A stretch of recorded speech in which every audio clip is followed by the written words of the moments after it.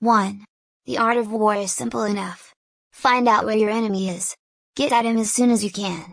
Strike him as hard as you can and keep moving on. 2. I have never advocated war except as a means of peace. 3. If men make war in slavish obedience to rules, they will fail. 4. In every battle there comes a time when both sides consider themselves beaten, then he who continues the attack wins. 5. I propose to fight it out on this line if it takes all summer. 6. There never was a time when, in my opinion, some way could not be found to prevent the drawing of the sword. 7.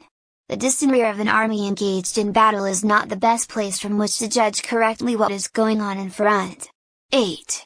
No other terms than unconditional and immediate surrender. I propose to move immediately upon your works. 9. Nations, like individuals, are punished for their transgressions. 10. Let us have peace. 11. I have nothing to do with opinions. I deal only with armed rebellion and its aiders and abettors. 12. Although a soldier by profession, I have never felt any sort of fondness for war.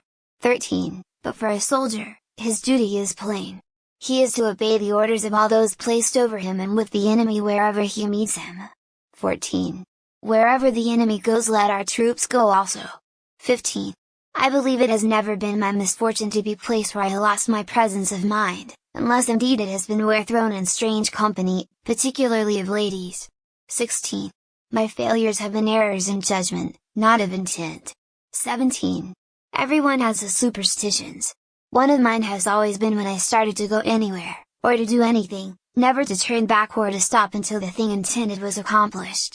18. Labor disgraces no man, unfortunately, you occasionally find men who disgrace labor. 19. If you see the president, tell him from me that whatever happens there will be no turning back. 20. I know only 2 tunes, one of them is Yankee Doodle, and the other isn't. 21.